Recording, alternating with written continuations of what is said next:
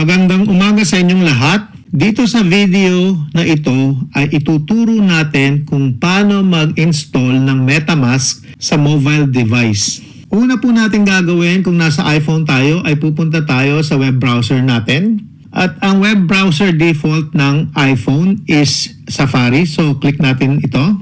At usually ang unang pinupuntahan natin din ay ang google.com. Dito itatype natin ang metamask.io at click natin ang search. Siguraduhin natin na pupunta tayo sa tamang site. Basahin natin na https://metamask.io.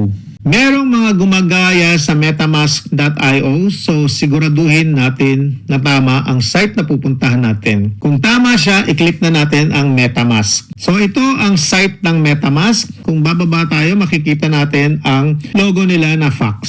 At galing dito, i-click natin ang Get MetaMask. Dito, dadalhin tayo sa App Store, diretso sa MetaMask Crypto Wallet.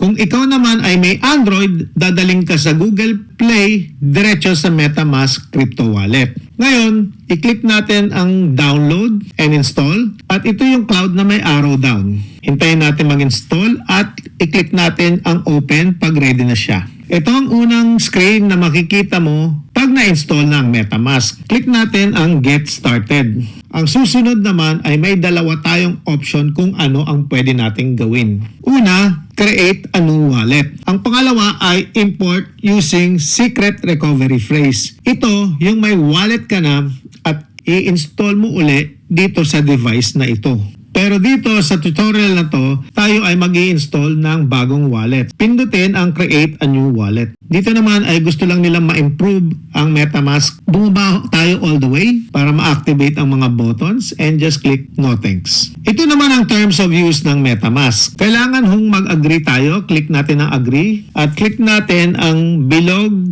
na may arrow down para mag-scroll down para mag-activate ang button. At click natin ang accept. Dito, kailangan tayong gumawa ng password. Sa tutorial na to, ang gagamitin ko lang na password ay 12345678. Itong password na to ay para lang sa device na ito. I-confirm natin ang password na ginawa natin. At click natin itong I understand that MetaMask cannot recover this password for me. Ngayong activated na itong button, i-click natin ang create password. Dadalhin tayo sa secure your wallet. Basahin natin ang instruction at click natin ang start. Ito ay more instruction regarding securing your wallet. So basahin natin ito at click natin ang start. At dito, ipasok natin ang password na ginawa natin at ang ginawa natin ay 12345678. At i-confirm natin. Dito, ibibigay na sa atin ang secret recovery phrase natin. Kailangan isulat natin sa papel at ilagay natin sa lugar na hindi natin mawawala at hindi mahanap ng ibang tao ng basta-basta. So para makita natin ang secret phrase natin, i-click natin ang view. Ilalabas niya ang 12 words na kailangan nating ipasok uli sa susunod na screen in the same order. Ngayon, kung nasulat nyo na itong 12 words na ito, click nyo na ang continue. So dito, kailangan natin uling ipasok ang 12 words na ito in the same order na nakita natin sa previous screen.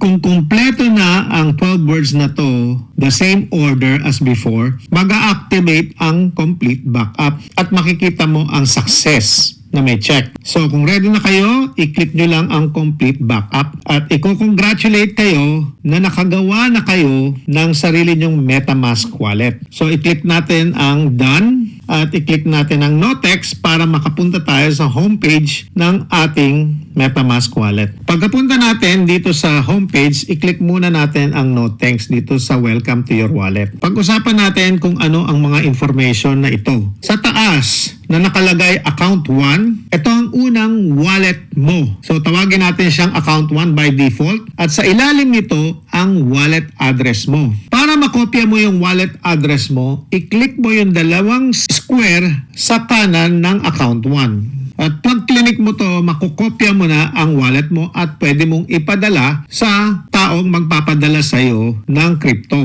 Ang susunod naman, yung bell icon ay para sa notification galing sa MetaMask. Kung meron silang mga notification na papadala sa wallet mo, makikita mo pag inactivate mo ito. Sa kaliwang side na may diamond icon na bilog, ito ang tinatawag na network. By default, ang network natin ay Ethereum. Para mag-add tayo ng Polygon, so i-click natin ito para makita natin ang mga other networks na pwede nating i-add. Kailangan nating i-add ang Polygon para makapag-participate tayo sa ating Cryptomulus. Para ma-add ang Polygon, i-click natin ang Polygon at sasabihin sa atin ay add natin ito sa network at isi-switch automatically ng MetaMask dun sa Polygon mainnet na network tayo. So kung napansin nyo, nag-iba ang icon dito sa upper left sa network. Naging Polygon icon na siya instead of Ethereum.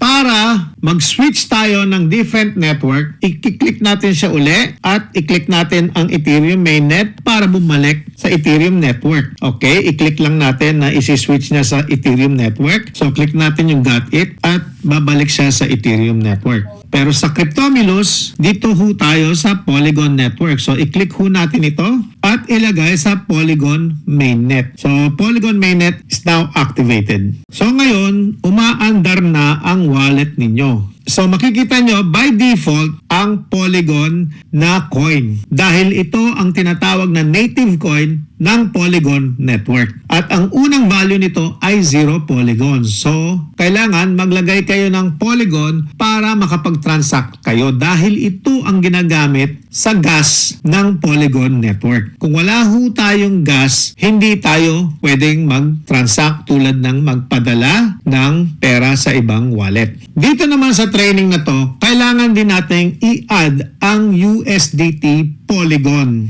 Para ma-add ito, i-click natin itong plus sign sa ilalim ng NFTs. So, i-click natin. At sa search, nasa Polygon mainnet tayo at lagay natin sa search token USDT.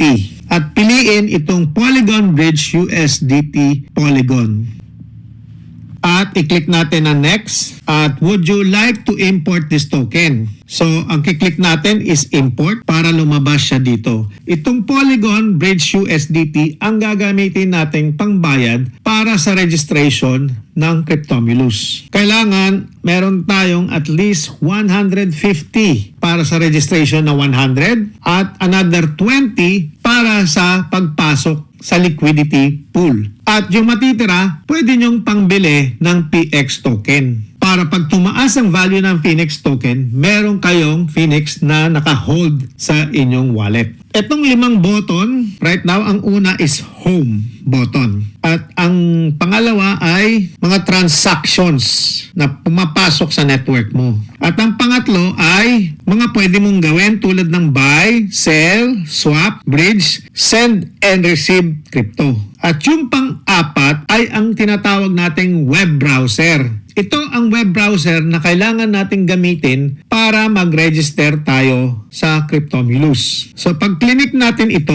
dito natin ipe-paste ang pinadalang link sa atin ng apply natin para makarating tayo sa registration form ng Cryptomulus. At dito sa huli, ang settings natin. So meron tayong general, security, privacy, advanced, notification, contact, network, buy and sell crypto, and experimental, about MetaMask, request feature, and contact support. Ang lock is parang log out. At para bumalik tayo sa home, click natin ang unang icon sa baba at maa-access mo na uli ang wallet mo. So dito nagtatapos ang ating training sa pag-install ng MetaMask wallet sa mobile device para maging ready siya sa pag-register sa Cryptomulus system. At salamat po sa pagsunod ninyo hanggang sa dulo nitong videong ito. Magkita-kita ho tayo sa susunod na video.